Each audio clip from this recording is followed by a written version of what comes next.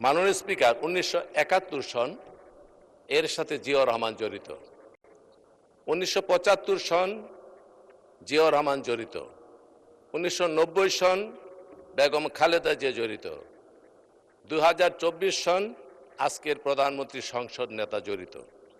অনেক ব্যাখ্যা রয়েছে। এই প্রত্যেকটা রাজনৈতিক পরিমণ্ডলে রাজনীতির বাঁকের সাথে বিপরীতমুখী দ্বান্দ্বিক রাজনীতির জটিল সমীকরণের একটা সম্পর্ক রয়েছে।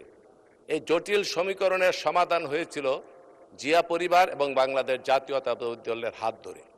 অতএব সংক্ষেপে যদি বলতে হয়, সামগ্রিকভাবে সমষ্টিগতভাবে জিয়া পরিবারের কাছে, বিএনপির কাছে গোটা জাতি, আমি ব্যক্তিগতভাবে এই সংসদ কৃতজ্ঞতা ভাষায় আবদ্ধ থাকার কথা। কারণ এই বাংলাদেশের ইতিহাস থেকে জিয়া পরিবারের ইতিহাসকে যদি কেউ বিচ্ছিন্ন করে দেখার, খণ্ডিত করে দেখার চিন্তা করে, তাহলে সেই কথাই মনে করিয়ে দেয়। একটি কথা আছে, রাজনীতি থেকে যদি ধর্মকে বাদ দেওয়া হয় তাহলে কেবলমাত্র চেঙ্গিসের রাজত্বই কায়েম হয়।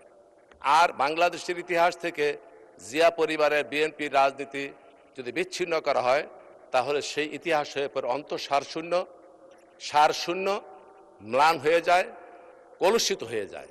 অতএব আমি আলাদা করে মহান রাষ্ট্রনায়ক জিয়াউর রহমানকে অভিনন্দন জানানো, বেগম খালেদা জিয়ার প্রতি কৃতজ্ঞতা পোষণ করা এবং আজকের যিনি জনগণের ভালোবাসার অর্ঘ্যমালায় গলায় পড়ে ভোটের মাধ্যমে যিনি এই সংসদকে অলঙ্কৃত করেছেন, সেই মহান নেতা মাননীয় প্রধানমন্ত্রীর আলাদা কোনো প্রশংসা করতে চাই না। কারণ এই প্রশংসার সাথে কোনো ব্যক্তিগত ব্যক্তি অথবা গোষ্ঠী জড়িত নয়, সমগ্র জাতি গোষ্ঠীর অহংকার এর সাথে সম্পৃক্ত।